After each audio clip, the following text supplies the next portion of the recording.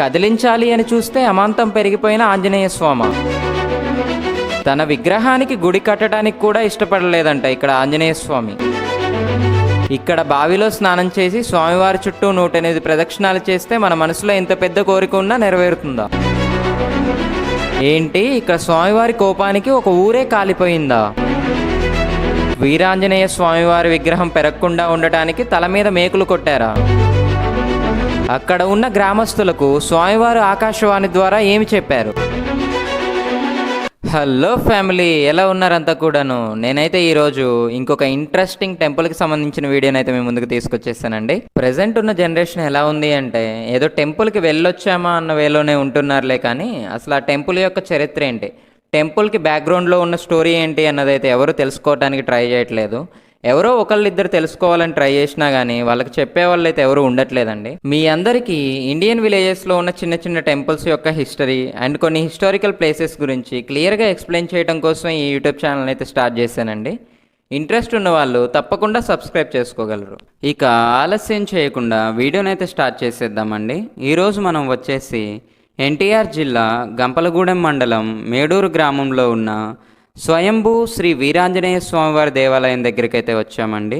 ఈ గుడి యొక్క చరిత్ర ప్రకారం స్వామివారు ఇక్కడ 400 సంవత్సరాల క్రితం స్వయంభూగా వెలిశారు. ఈ గుడిలో స్వామివారు ఒక పెద్ద 40 అడుగుల బండరాయిపై దక్షిణముఖంగా నుంచొని ఉండి భక్తులకు తన అభయహస్తాన్ని చూపిస్తూ మరియు ఇరువైపులా శంకుచక్రాలను కలిగి కింద మత్స్యము తలపైన వరాహ రూపాన్ని కలిగి అయితే ఉంటారు. పూర్వం స్వామివారు కొలువయ్యున్న బండరాయి స్వామివారి యొక్క విగ్రహ రూపం చాలా చిన్నగా ఉండేయంటండి. దాదాపు 4 నుంచి 5 అడుగుల మధ్య ఉండేవంట. కానీ స్వామివారి ఇలా పెరిగిపోవడానికి కారణం కూడాను నేను ఇప్పుడు చెప్తాను, వినండి. స్వయంభూగా వెలిసిన స్వామివారి విగ్రహాన్ని తమ ఊరికి తీసుకువెళ్దామని ఇక్కడికి 10 కిలోమీటర్ల దూరంలో ఉన్న మాటూరిపేట గ్రామస్తులు పలుగులు పారలతో వచ్చి ఆ విగ్రహాన్ని అక్కడి నుండి కదిలించే ప్రయత్నం చేశారంట. చిన్నగా ఉన్న విగ్రహం రాను రాను చాలా పెద్దగా అవుతూ వచ్చిందంట.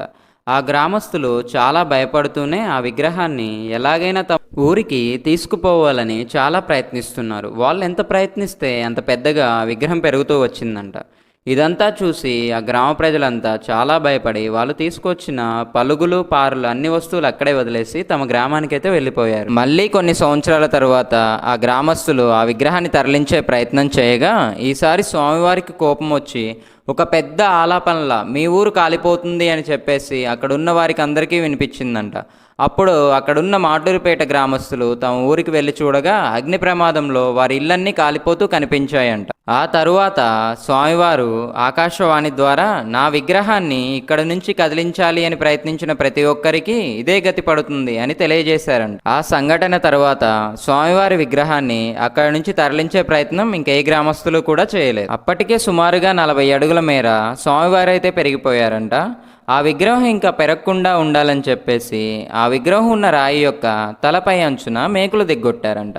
అలా దిగ్గొట్టినప్పటి నుంచి స్వామివారి పెరుగుదల అయితే ఆగిపోయిందని చెప్పేసి ఇక్కడ వాళ్ళు చెప్తున్నారు. ఇప్పటికీ మనం ఆ దేవాలయానికి వెళ్ళి చూస్తే విగ్రహంపై పలుగులతో కొట్టిన గుర్తులు అలాగే రక్తపు మరకలు మనకు కనిపిస్తాయండి. కొండరాయిపై వెలిసిన వీరాంజనేయ స్వామివారు తన విగ్రహానికి గుడి కట్టడానికి కూడా అనుమతించలేదు. ఈ విషయాన్ని స్వయంగా స్వామివారే చెప్పటం వలన పైకప్పు వేయకుండా చుట్టూ గోడలు మాత్రమే నిర్మించారు. అలాగే ఈ స్వామివారి ఆలయ ప్రాంగణంలో నిద్ర చేయటం వలన సకల పాపాలు పోతాయని చెప్పేసి ఇక్కడికి వచ్చే భక్తులు నమ్ముతూ ఉంటారండి. స్వామివారి ఆలయానికి శ్రీరామనవమి అలాగే హనుమాన్ జయంతి రోజు భక్తులు అధిక సంఖ్యలో వచ్చి స్వామివారిని దర్శించుకుంటూ ఉంటారండి. ఈ గుడిలో స్వామివారి వద్ద మనం కోరుకున్న కోరికలు నెరవేరాలి అంటే ఇక్కడ స్వామివారి దేవాలయానికి నైరుతి మూలగా ఒక బావి అనేది అయితే ఉంటుంది. మనం ఆ బావి వద్ద స్నానం చేసి స్వామివారి చుట్టూ 108 ప్రదక్షిణాలు చేసినట్లయితే మన మనసులో ఎంత పెద్ద కోరిక అనుకున్నా కానీ స్వామివారు తప్పకుండా నెరవేరుస్తారని చెప్పేసి ఇక్కడికి వచ్చిన భక్తులు నమ్ముతూ ఉంటారు. స్వామివారి దేవాలయం బయట ఒక పెద్ద రావి చెట్టు అయితే ఉంటుందండి. ఈ రావి చెట్టు మీద చాలా కోతులు ఉంటాయి. ఈ కోతులు వచ్చిన భక్తులకైతే ఏ రకమైన ఇబ్బంది కలిగించవు. భక్తులు ఈ కోతులనే స్వామివారి ప్రతిరూపాలుగా భావించి తాము తెచ్చిన ప్రసాదాలను అలాగే అరటి పండ్లను కోతులకైతే ఇస్తూ ఉంటారండి.